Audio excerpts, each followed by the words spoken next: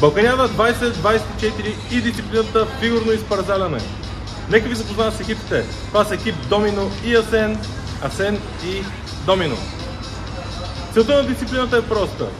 Вашият не човек да открие скритото лакомство под конусите и да изпарзаля своите съотборници, като го направи за възможно най-кратко време. Екипи, готови ли сте? На старта! Старт!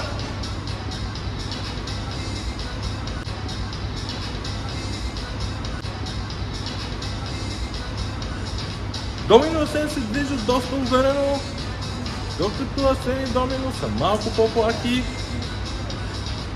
Вижте какво случва. Домино няма търпение да открие къде са лакомствата.